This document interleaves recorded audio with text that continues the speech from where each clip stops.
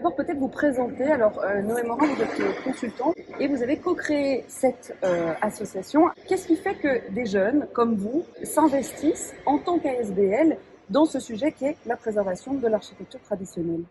Bon, non seulement Nadia, avec ses études d'architecture, a légèrement déteint sur moi et m'a intéressé aux questions d'architecture, mais du reste, je ne pense pas qu'il faille être spécialement qualifié pour devoir parler de la ville, pour devoir parler d'architecture. Bruxelles nous appartient puisque nous sommes ses habitants. Nous avons tous les droits de dire ce qui nous convient, ce qui nous convient moins, ce qu'on verrait changer dans notre ville. Et on n'a pas besoin pour ça d'avoir un diplôme d'architecture. C'est une chose d'ailleurs qu'on dénonce aussi, c'est que l'architecture est rendue aujourd'hui captive de la profession d'architecte. Il y a une corporation, il y a une profession qui est avec des codes, et quand on en sort, on n'a pas le droit de donner un avis sur l'architecture. Ben non, tout le contraire.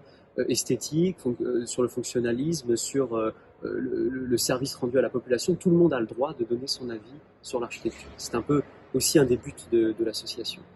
C'est vrai que l'architecture, la ville, l'évolution, l'urbanisme a définitivement aussi un pendant politique, hein, il faut le dire, et que donc peut-être qu'à deux, effectivement, vous avez un duo architectural politique qui peut peut-être peser un petit peu plus lourd dans ce projet-ci.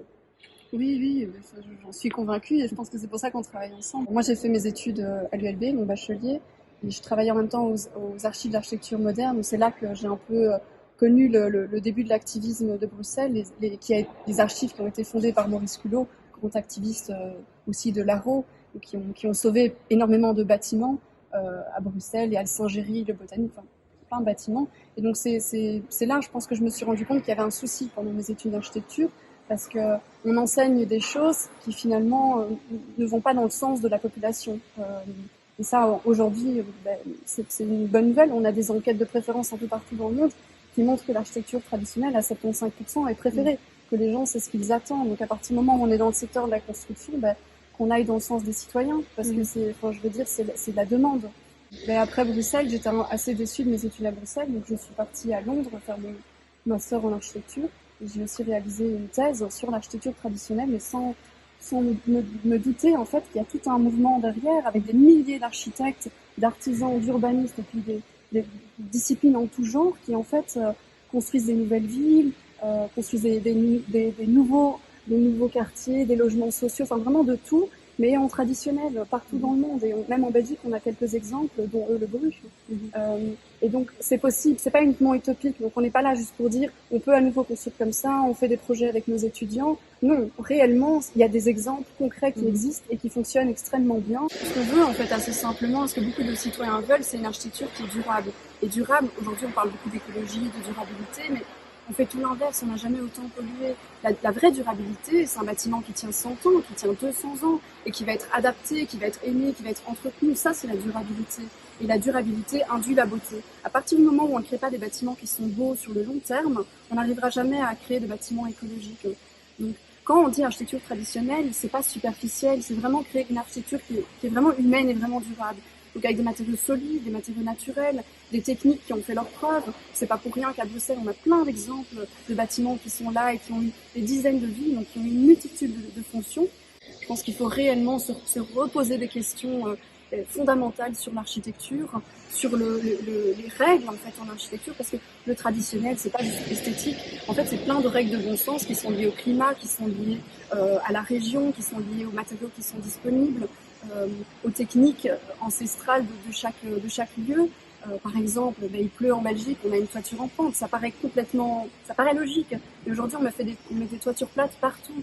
On a une toiture en pente, on a une corniche qui protège la façade. Si on a un appui de fenêtre, on a un casse-voûte pour protéger ce qui est en dessous. Chaque moulure sur une façade est là pour protéger le matériau qui est en dessous. On a un soubassement pour protéger le bas des murs. Donc c'est plein de règles de bon sens en fait. Tout a une fonction. En fait. Voilà, tout a une fonction. Donc l'ornement en fait a une fonction. Il n'est pas uniquement là pour décorer. C'est ça qui est important. On va parler d'un autre projet qui vous a beaucoup occupé, qui est celui de la tour Sablon.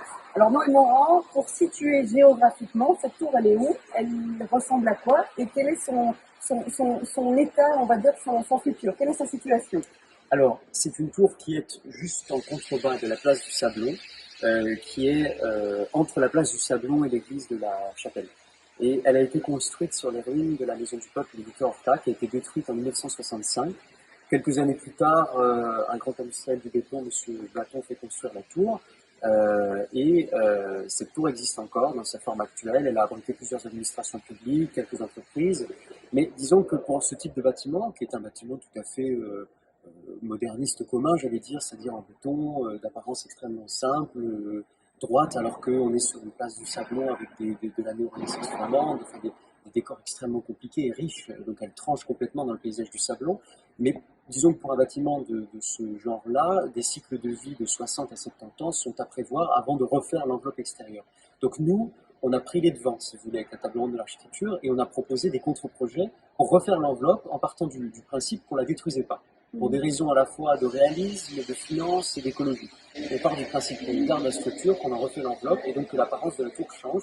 Et on a fait un appel à contre-projet international où plusieurs architectes, on a des Libanais, des Chinois, des Français, des Luxembourgeois, des Guatémaltèques qui ont participé, donc de partout, qui se sont inspirés, parce que les consignes, c'est évidemment de s'inspirer de l'architecture et du bâti traditionnel bruxellois, et faire des propositions pour la nouvelle enveloppe et la nouvelle apparence de la tour Sablon.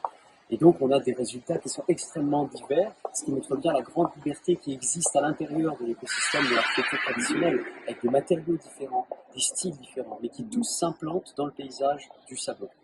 Alors moi, je vais présenter une troisième personne qui est avec nous dans cette émission, qui est Alessio Passani, qui est là avec nous. Bonjour Alessio. Bonjour.